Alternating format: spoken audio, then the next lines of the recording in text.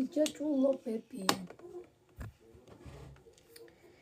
შორის მიჯაჭულობა არის ძალიან რთულად გადასატანი.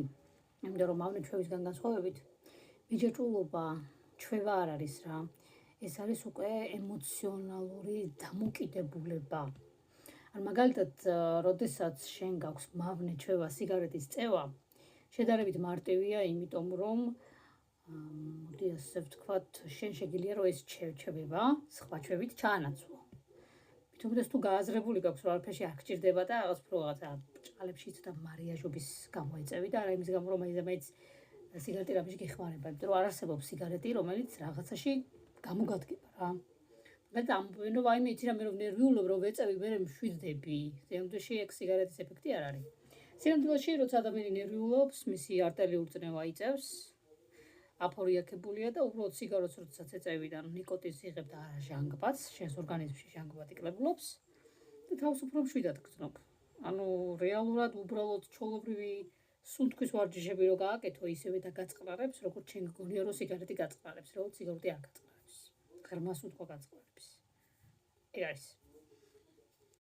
რაც შეეხება მიჯაჭულობას, ანუ იგივე დამოკიდებულებას, ეს ყველაფერი მენტალურად არის ჩვენს ქვეცნობიერში, რომ შენ გჯერა, რომ ეს რაღაცა თუ არ იქნება შენს ცხოვრებაში, შენ ვერასდროს ვერ იქნებ ბედნიერი, ვერასდროს ვერ გაიხარებ.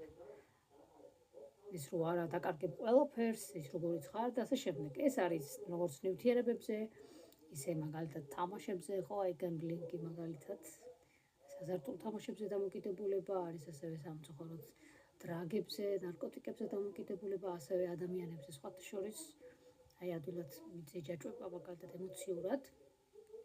და ეს არის რეალურად იმის ბრალი, რომ ჩვენ საკუთარი თავს და ემოციებს არ ვიცნობთ. ანუ შენ მაშინ ხდები რაღაცაზე დამოკიდებული, როდესაც შენს თავთან არ გაქვს რეალური სიმყარე.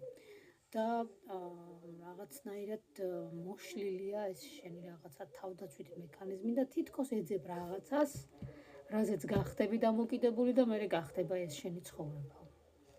მე პირადად პროტესტის გზნობა მიჩნდება ხოლმე, როდესაც გზნობ რომ რაღაცაზე ან ვიღაცაზე დამოკიდებული ვარ. აი საშინელი შეგრძნება მაქვს, რომ თითქოს მე ბორკილებში ვარ, ანუ ხო, თუნდაც იყოს ეს ადამიანის მიმართ გზნობა, ხო, რეალურად სიყვარულის როცა განიცდის ადამიანი რომ გრძნობდეს თავისუფლებას და არა იმას რომ რაღაცით შეპყრობილია ის, არა ის რომ რაღაცით მიჯაჭვულია და რაღაცა სამყარო ინგრევა.